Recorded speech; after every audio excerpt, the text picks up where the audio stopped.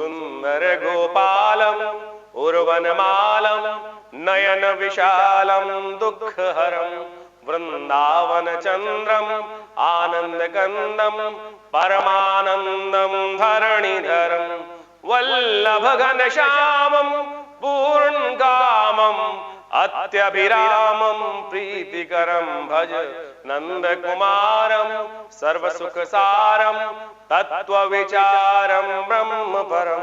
नमस्कार, स्वागत है आपका आचार्य वाणी में। मैं आचार्य डॉक्टर विक्रमादित्य आपके साथ हूं और आज का हमारा जो कार्यक्रम है उसके अंदर हम आपको बताने वाले हैं कि सितंबर के महीने में वृषभ राशि वालों के लिए कैसा रहेगा ग्रहों का योगायोग और किस प्रकार से आपके जीवन में ग्रहों का खेल होने वाला है, कैसे आप आने वाले समय में परिवर्तन के योग बना सकते हैं। देखिए, सितंबर के महीने में कई ग्रहों का परिवर्तन हो रहा है। शुक्र जो ग्रह है वो वक्री चल रहे थे और मार्गी होने वाले हैं। बृहस्पति महाराज जो मार्गी चल रहे थे वो वक्री होने वाले हैं और बृहस्पति महाराज का वक्री होना आपने कई जगह बहुत सारे लोगों से सुना होगा कि बृहस्पति जब वक्री होते हैं तो कई प्रकार के परेशानी उत्पन्न करने के योग देते हैं, लेकिन हम इसका एक नया पहलू आपके समक्ष उपस्थित करने वाले हैं। चिंता की कोई आवश्यकता नहीं।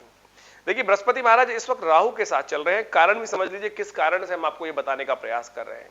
बृहस्पति महाराज इन दिनों राहु के साथ जब चल रहे हैं तो गुरु चांडाल योग का निर्माण हो रखा है, जिसके कारण से बृहस्पति का शुभत्व जो है उसका पूर्ण फल हमको प्राप्त नहीं हो पा रहा है। लेकिन जब बृहस्पति राहु वहां से के साथ राहु जो चल रहे हैं वो हट जाएंगे 31 अक्टूबर के बाद, लेकिन बृहस्पति वक्री गति से वापस अपने उस अंशों पे वापस जाएंगे।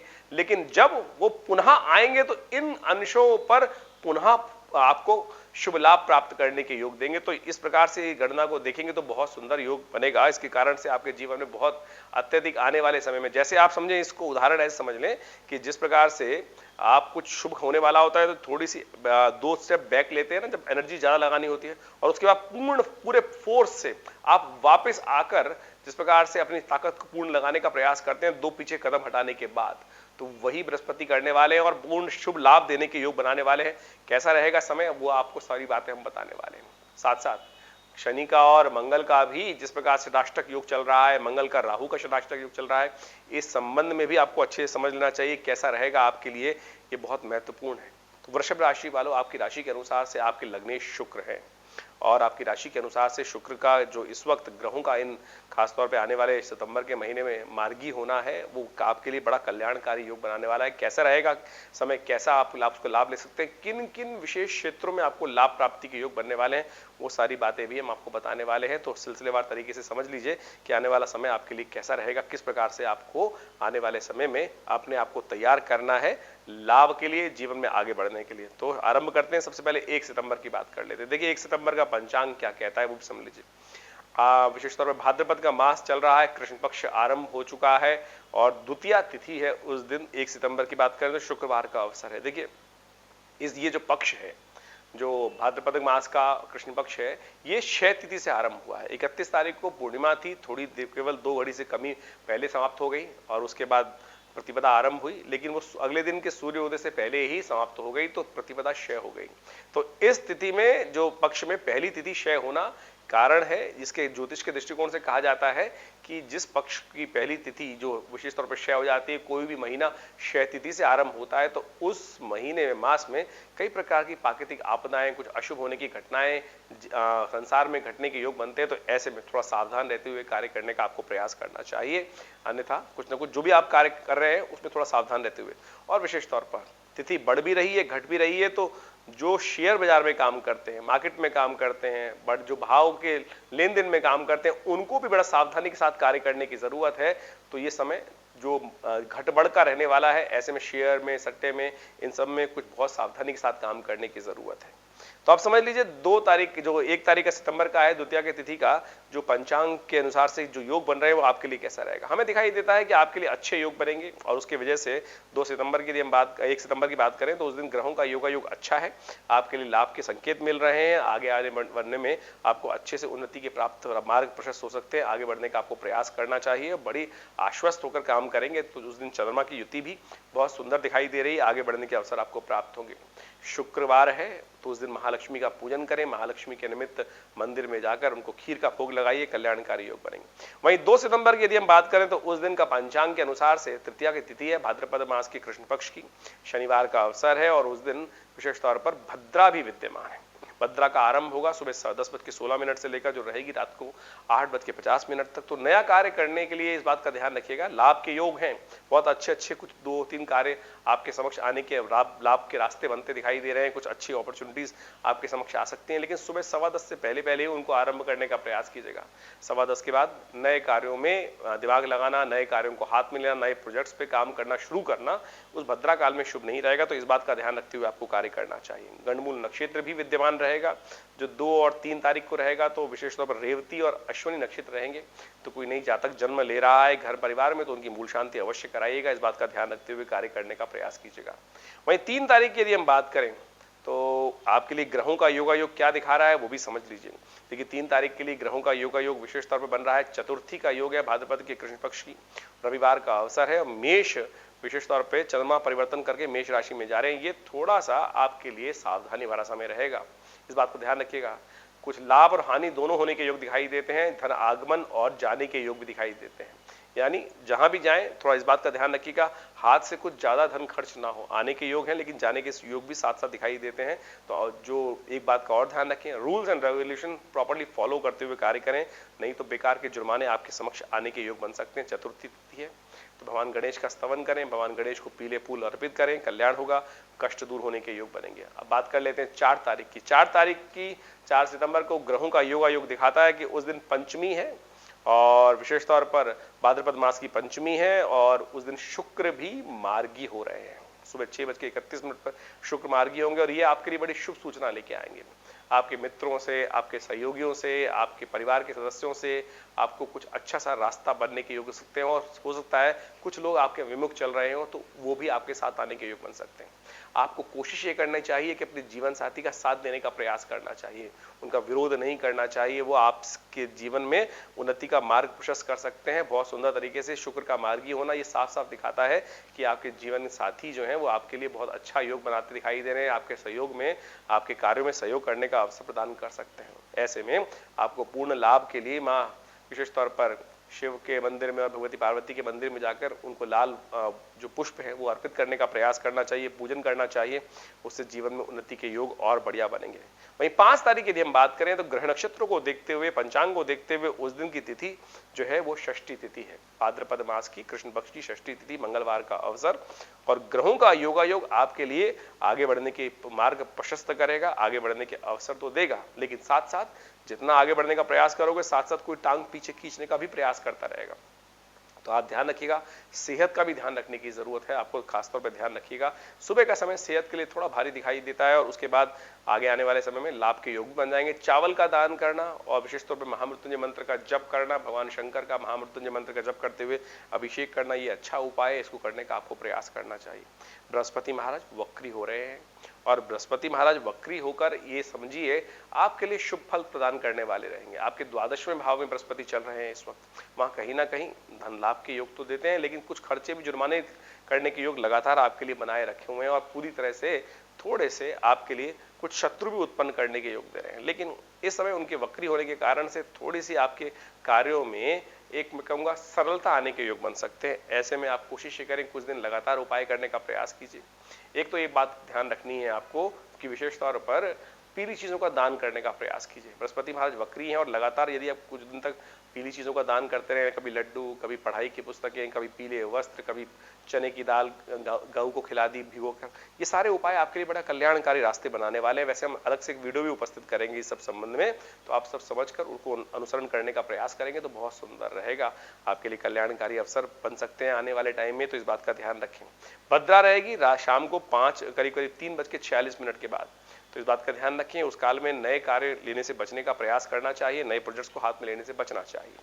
और अब हम बात कर लेते हैं 7 तारीख की। देखिए 7 और जो विशेष तौर पर 6 और 7 तारीख की हम बात कर रहे हैं, 6 सितंबर और 7 सितंबर जन्माष्टमी का अवसर है।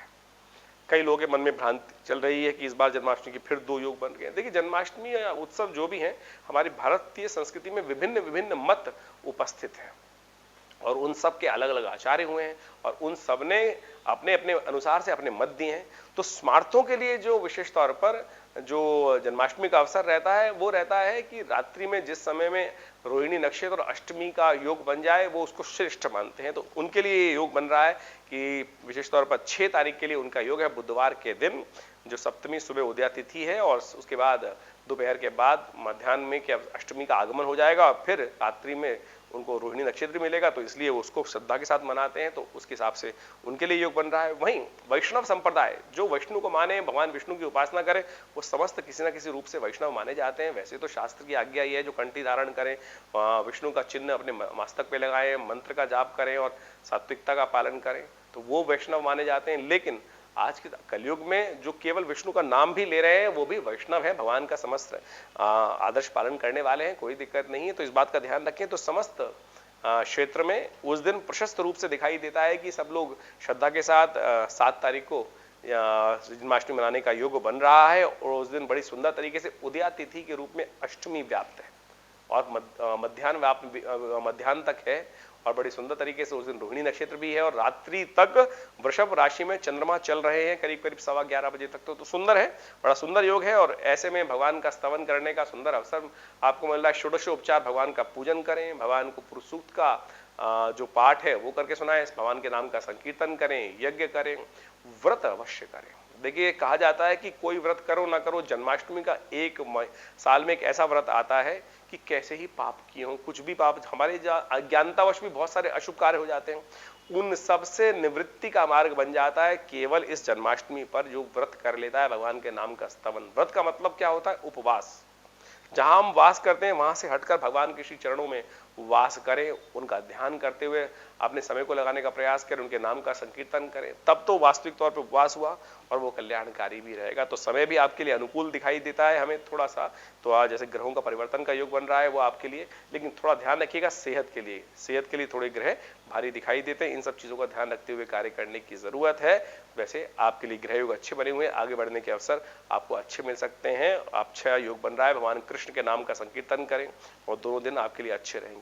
8 तारीख की हम बात कर लेते हैं। 8 तारीख की विशेष तौर पर ग्रहों का योग दिखाता है कि उस दिन नवमी तिथि है भाद्रपद मास की कृष्ण पक्ष की और ग्रहों का योग आपके लिए बड़ा सुंदर सूचना दे रहा है, अनुकूल बना है और विशेष तौर पर आपके कई कार्यों की सिद्धि होने के अवसर आपको बन सकते हैं। आपकी सरलता से कई कार्यों में आपको आगे कार्य करने में रास्ता बनता दिखाई दे रहा है और कोशिशें करें, आपके जो भी कार्य आप कर रहे हैं उसमें माता जी का अपनी माँ का आशीर्वाद लेते हुए कार्य करने का प्रयास कीजिए। सुबह सुबह उनके चरण छूइए और देखिए उनका आशीर्वाद लेकर, उनके निमित्त कुछ उनका आशीर्वाद लेकर काम करेंगे तो बहुत सुंदर तरीके से आपको कार्यों में सफलता प्राप्त करने के योग बनेंगे।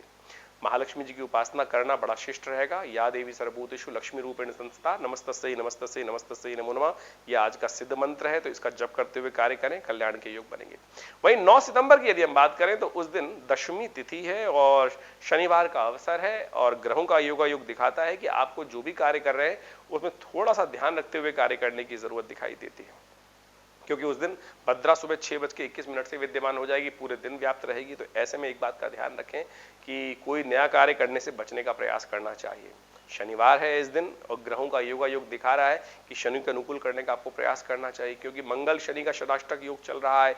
ऐसे में कहीं ना कहीं कुछ मन में कुछ ना कुछ खटपट होने के योग दिखाई देते हैं और अननेसेसरी की क्लैशेस बढ़ सकते हैं। तो इस बात का ध्यान रखते हुए आपको कार्य करने का प्रयास करना चाहिए, अननेसेसरी की विघ्न ना आए, उसके लिए शनि का उपाय करें। शनि का उपाय सबसे श्रेष्ठ आपकी राशि के अनुसार जो बनता है वो भी नोट कर लीजिए।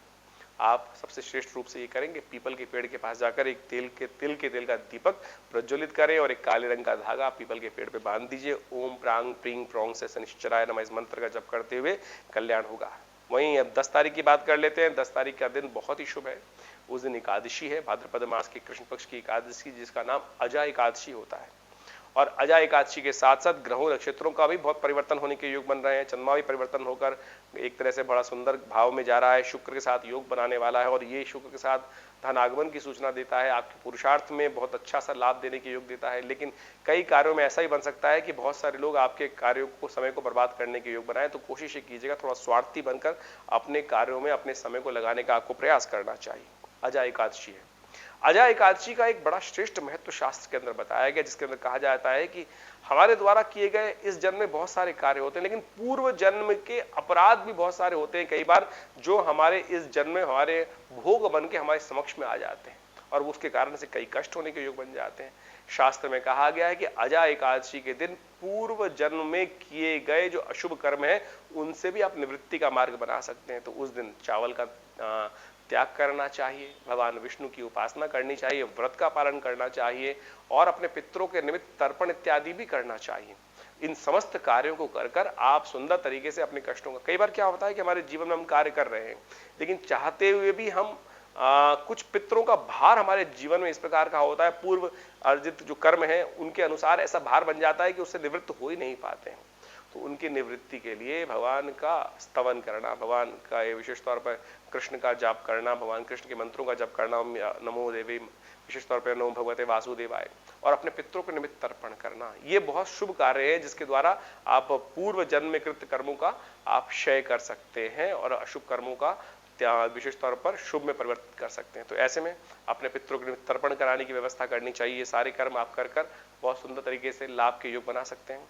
और जिनको कोई दिक्कत हो, कहीं नहीं करा पा रहे हैं, तो हमने विवेकानंद योगाश्रम में सुंदर व्यवस्था रखी है कि अपने पितरों के निमित्त तर्पण कराने के लिए, गायत्री जप कराने के लिए, गायत्री जप कराने के लिए, पितृ गायत्री का जप कराने के लिए आप आश्रम से संपर्क कर सकते हैं। फोन नंबर्स आपके सामने स्क्रीन पर चल रहे हैं और आप देखिएगा कई बार क्या होता है, पूर्व अर्जित कर्म इतने परेशान करते हैं कि हम कुछ भी कर्म कर रहे हैं, शुभ कर रहे हैं, लेकिन उनका फल ही नहीं मिल पा रहा है।